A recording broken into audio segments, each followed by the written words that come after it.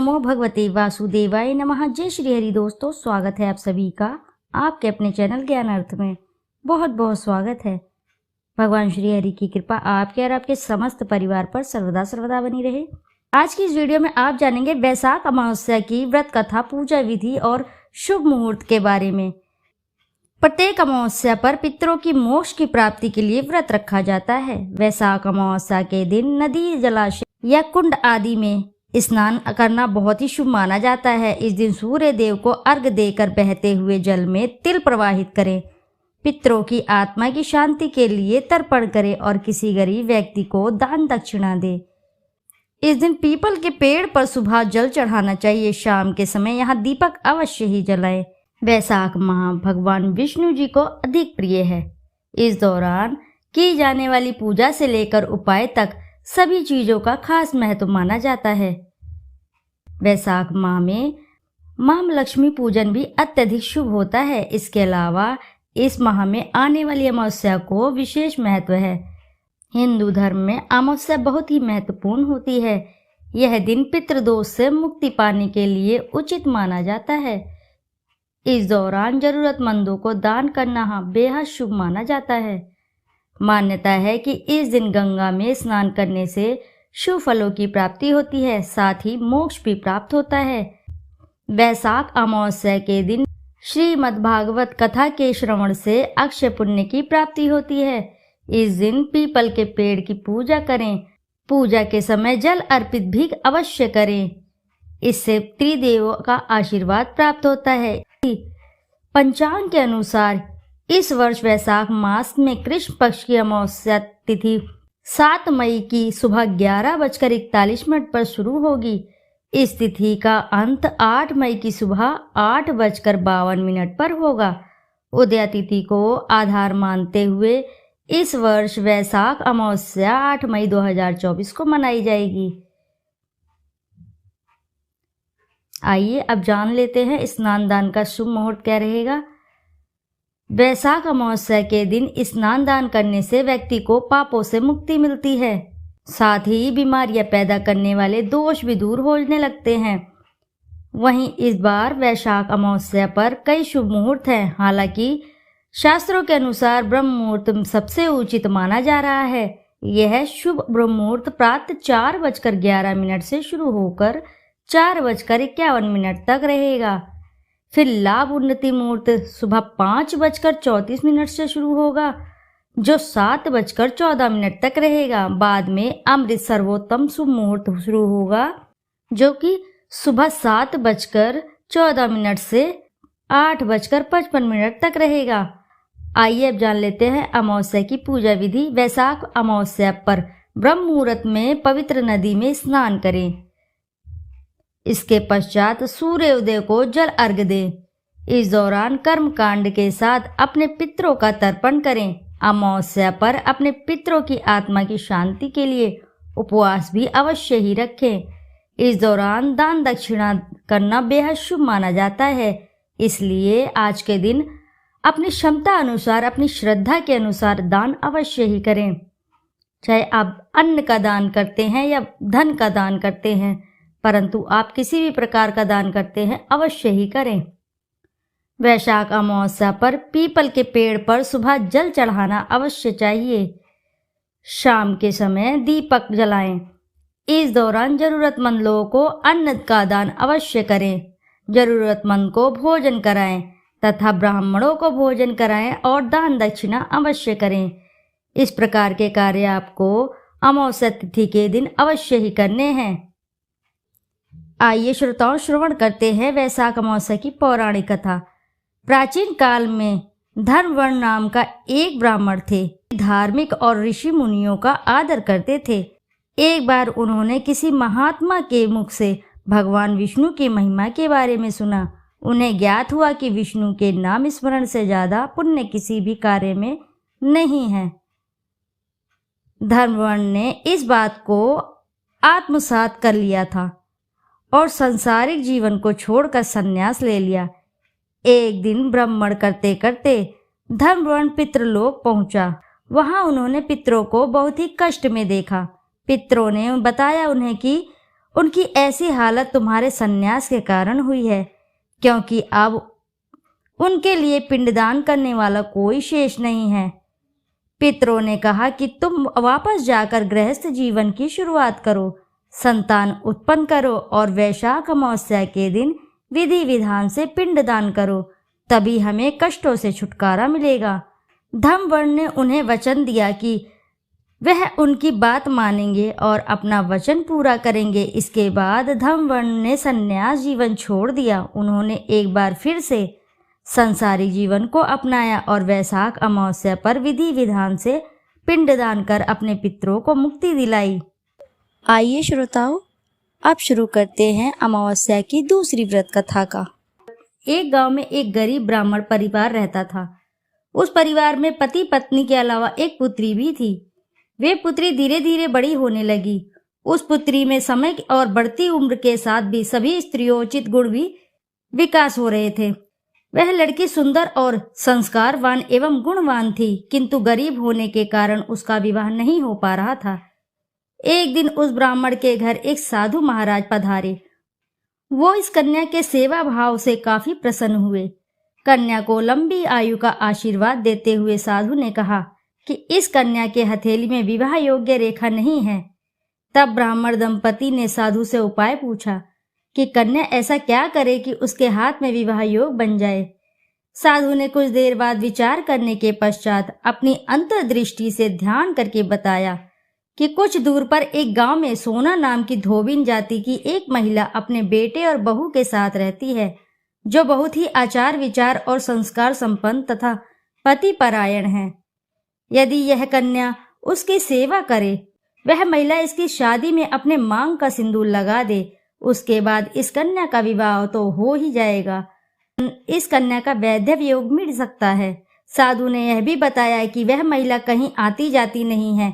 यह सुनकर ब्राह्मण ने अपनी बेटी से धोबिन की सेवा करने की बात कही। अगले दिन कन्या प्रातःकाल ही उठकर सोना धोबिन के घर जाकर साफ सफाई और अन्य सारे काम करके अपने घर वापस आ जाती है। एक दिन सोना धोबिन अपनी बहू से पूछती है कि तुम तो सुबह ही उठकर सारे काम कर लेती हो और पता भी नहीं चलता। बहू ने कहा, माँ जी, मैंने तो सोचा कि आप ही सुबह उठकर सारे काम खुद ब खुद खत्म कर लेती हैं। मैं तो देर से उठती हूँ। इस पर दोनों सास बहू निगरानी करने लगी कि कौन है जो कि सुबह घर का सारा काम करके चला जाता है। कई दिनों के बाद धोबिन ने देखा कि एक कन्या मुंह अंधेरे घर में आती है और सारे काम करने के बाद चली जाती है। जब वह कन्या जाने लगी तो सोना धोबिन उसके पैरों में गिर पड़ी। पूछने लगी कि आप कौन हैं और इस तरह छुप कर मेरे घर की चाकरी क्यों करती। तब कन्या ने साधु द्वारा कही बात सारी बताई। सोना धोबिन पति परायण थी, उसमें तेज था। वह तैयार हो गई। सोना धोबिन के पति थोड़ा अस्वस्थ थे। उसने अपने बहू से अपने लौट आने तक घर पर ही रहने का कहा। सोना धोबिन ने जैसे ही अपने मांग का सिंदूर उस कन्या के मांग में लगाया, उसका पति मर गया। उसे इस बात का पता चल गया। वह घर से निराजल ही चली थी, यह सोचकर कि रास्ते में कहीं पीपल का पेड़ मिलेगा तो उसे भंवरी देकर उसकी परिक्रमा करके ही जल ग्रहण करेगी। उस दिन सोमवती अमावस्या थी। ब्राह्मण के घर मिले पुए पकवान की जगह उसने ईंट के टुकड़ों को 108 बार भंवरी देकर 108 बार पीपल के पेड़ की परिक्रमा की और उसके बाद जल ग्रहण किया। ऐसा करते ही उसके पति के मुर्दा शरीर में वापस जान आ गई। धोबिन का पति वापस जीवित हो उठा।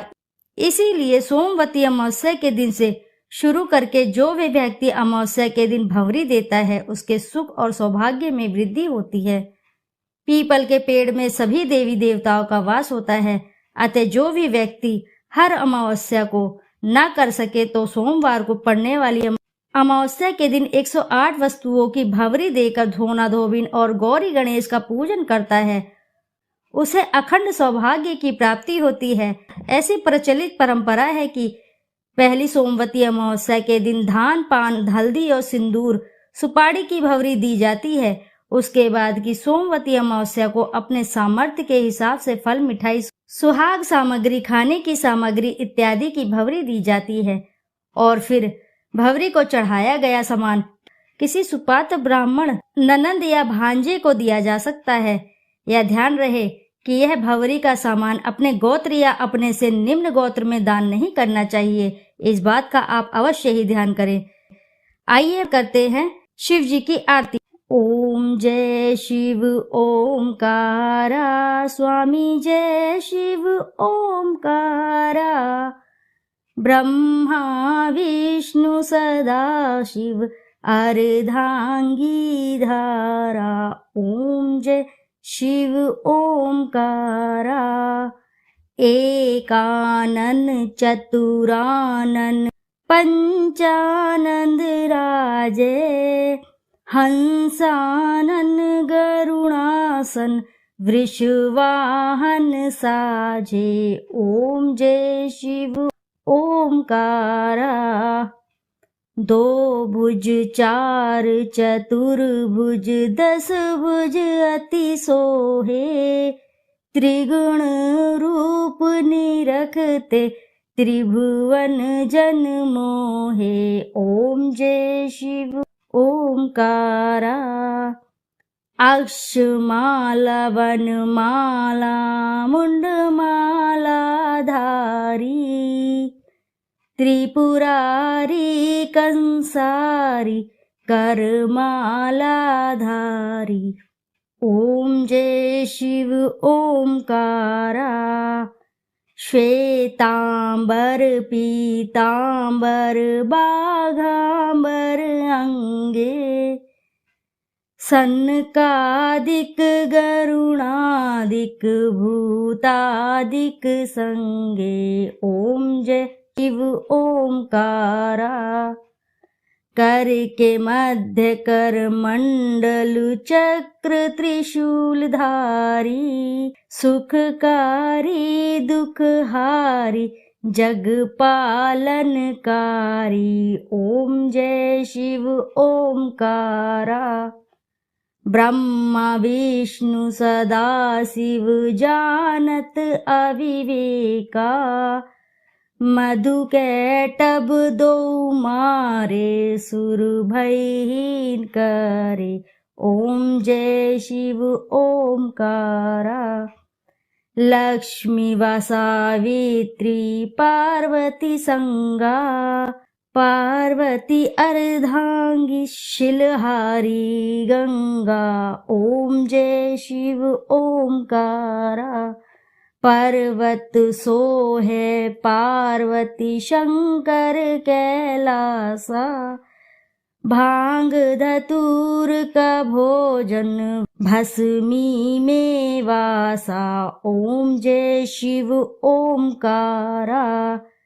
जटा में गंगा बहत है, गल मुंडल माला, शेष नाग लिपटावत ओढ़त मृग छाला। ओम जय शिव ओमकारा। काशी में विराजे विश्वनाथ नंदी ब्रह्मचारी, नित उठ दर्शन पावत महिमा अति भारी। ओम जय शिव ओमकारा। त्रिगुण स्वामी जी की आरती जो कोई नर गावे, कहत शिवानंद स्वामी मन वांछित फल पावे। ओम जय शिव ओमकारा। बोलो जय भोलेनाथ की जय।